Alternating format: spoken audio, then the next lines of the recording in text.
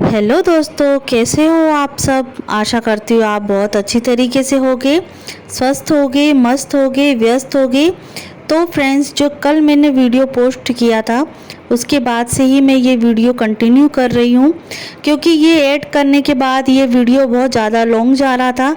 इसकी वजह से सोचा कि इसको दो पार्टीशन में मैं डिवाइड कर दूँ। एक मॉर्निंग का रूटीन हो जाएगा 6 से 8 बजे तक का, और एक हो जाएगा 9 से 12 बजे के आसपास का जो रूटीन है वो मैं शेयर कर दूंगी। और आशा करती हूँ आपको ये ब्लॉग अच्छा लगा होगा।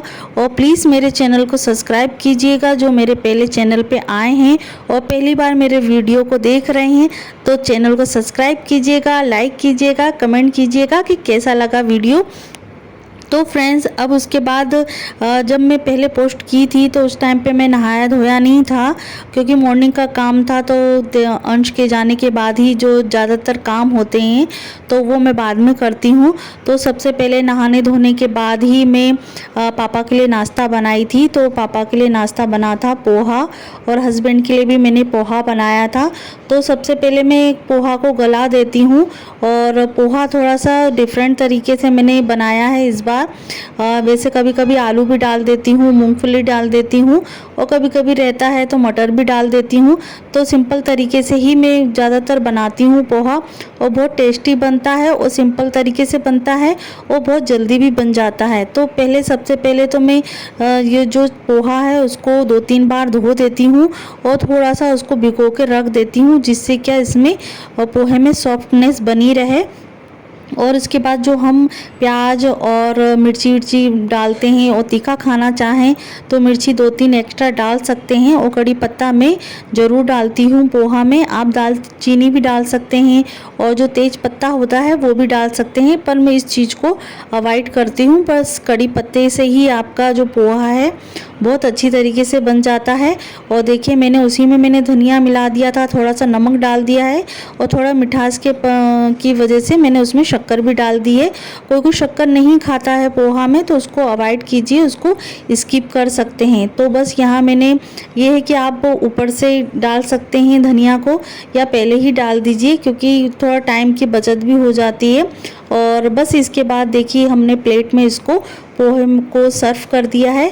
तो मूंगफली देखिए कितनी अच्छी लग रही है। मूंगफली से ये पोहा जो है बहुत टेस्टी बन जाता है। तो चलते हैं, पापा को भी देने के लिए चलते हैं, और हस्बैंड को भी मैं नाश्ता दे देती हूँ, जिससे क्या है वो दूसरा काम अपने कंटिन्यू करते रहेंगे। और इससे भी मेरा जो काम है, मैं भी अपना जो एक तरीके से हस्बैंड को, घर वालों को पोहा नाश्ता देना, खाना बनाना उनके लिए, तो ये भी एक रिस्पॉन्सिबिलिटी होती है, एक मतलब काम होता है। उसके बाद ही हमारे जो दूसरे काम होते हैं वो कंटिन्यू हो जाते हैं। और इसके बाद फिर मैं देवांश के स्कूल जाने की तैयारी करने लग गई थी, क्योंकि मैं मतलब उसको आधा घंटा तो प्रॉपर चाहिए रहता है।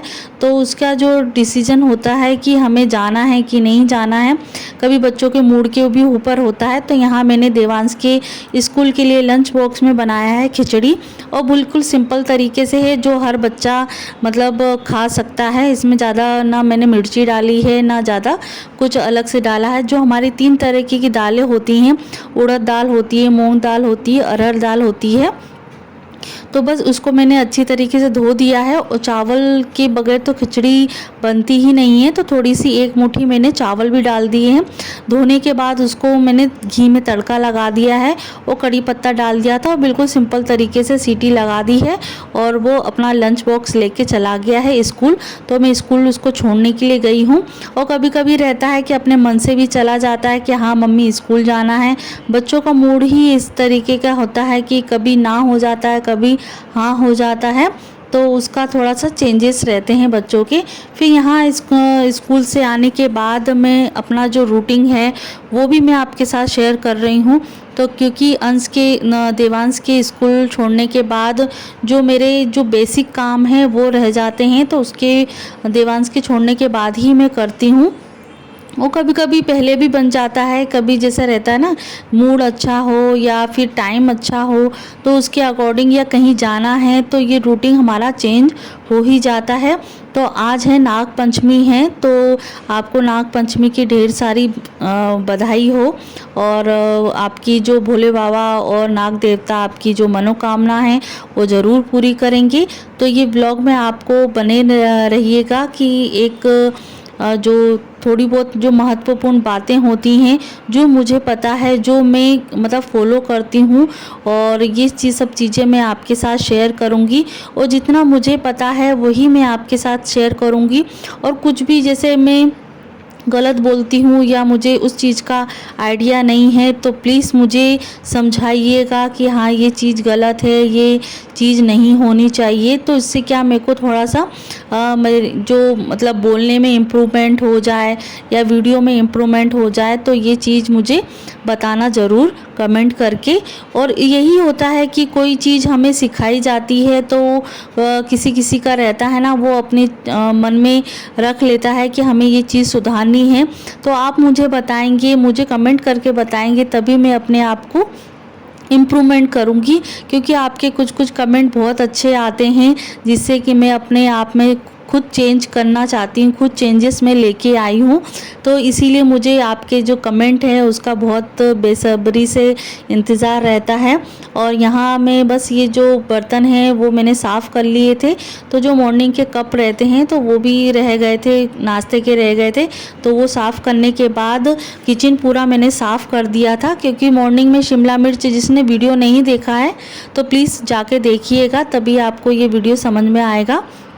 तो मॉर्निंग में बस शिमला मिर्च बनाने का सोच रही थी, तो वो कटिंग करने ही जा रही थी, तब तक मम्मी ने बोला कि शिमला मिर्च रहने दो, एक ही सब्ज़ी बना लेते हैं। तो वो जो मॉर्निंग में मैंने आलू बॉईल करके रखे थे उसी का मम्मी मतलब सब्ज़ी बना देंगी, क्योंकि आज मम्मी ही पूजा करेंगी, और जो आज नाग पंचमी की पूजा है वो मम्मी के हाथों से होगी। तो इसीलिए मैंने पूरा किचन साफ़ कर दिया था। तो आज जो किचन की भागदौड़ है वो मम्मी के हाथों में ही है। तो आज मम्मी खाने में बनाएंगी खट्टे आलू बनाएंगी, जो मॉर्निंग में मैंने आलू उबाल के रखे थे।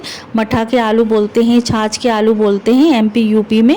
तो यहाँ इकट्ठा मम्मी आटा गूंद देंगी, जिससे क्या इसमें ना नाग देवता के लिए और गाय के लिए मतलब प्रसाद के लिए हिसाब से जो पूड़ियाँ बनती हैं घी में, तो भोग के लिए उसमें यूज़ हो जाएगी और चढ़ाने के लिए भी यूज़ हो जाएगी। और यहाँ खीर बनाएंगे चावल की, और खीर पूड़ी बन रही है, मठा के आलू बन रहे हैं। तो ये रेसिपी आज बनेगी। तो कहते हैं कि जब भी कोई त्यौहार आता है तो पक्का खाना खीर पूड़ी से ही सभी चीज़ों को पूजा जाता है। मतलब हर कोई त्यौहार होता है, छोटा हो बड़ा हो, तो मतलब पूड़ी खीर पूड़ी से ही पूजा जाता है। तो देखिए यहाँ पूड़ी भी बन गई हैं, और यहाँ मम्मी अब सब्ज़ी छोंकने जा रही हैं। और कभी कभी रहता है, ये हमने सुना है और देखा भी है, देखते भी चले आ रहे हैं कि पहले नाग पंचमी कितनी अच्छी तरीके से बनती थी, और अब हमारे शास्त्रों में और ये मतलब ये अभी जो पीढ़ी चल रही है तो इसमें क्या धीरे धीरे ये चीज़ें, नाग पंचमी वाला जो पर्व है तो ये एक तरीके से कम होता जा रहा है। तो इसके ज़रिए, मेरे वीडियो के ज़रिए आपको कुछ यूज़फुल बातें पता चली होंगी, तो प्लीज़ मेरे चैनल को सपोर्ट कीजिएगा। और बस मेरे कमेंट, जो आपका कमेंट है उसका इंतज़ार रहता है। तो यहाँ सबसे पहले किचन में ही ये सब चीज़ें बनाई जाती हैं, पूजा वाली जो चीज़ें होती हैं जो किचन में ही बनाई जाती है। तो एक तरीके से स्थान दिया जाता है, चौक पूरा जाता है। तो ये नीचे तो नहीं करना होता है, ये दीवारों पे बनाई जाती है एक तरीके से। तो यहाँ मम्मी ने पहले से दूध से बना के रखे, दूध और जो मतलब क्या बोलते हैं काला कोयला होता है ना, तो उसमें दूध में घोल के इसको पहले तो उसका चौक पूरा गया है, फिर काले रंग से उन्हें नाग देवता बनाए हैं, और उसी से खीर पूड़ी से पूजा जाता है। तो एक तरीके से ये 5 बनाए जाते हैं गिनती के, तो 5 नाग देवता बनाए जाते हैं, उनको सिंदूर लगाना, हल्दी लगाना। और जैसे आप ये नहीं करना चाहते वैसे बोला जाता है कि घर में ये सब चीज़ें बनाई जाती हैं। और जैसे घर पे नाग देवता भी आते हैं बाहर घूमने फिरने के लिए, जो आते हैं ना सपेरे लोग आते हैं, तो वो भी आते तो उनको दूध खिलाइए और उनका पूजन कीजिए। उससे क्या थोड़ा बहुत जो शास्त्रों में लिखा है, जो पुण्य मिलता है वो ज़रूर आपको मिलेगा। तो अगले वीडियो में मिलते हैं।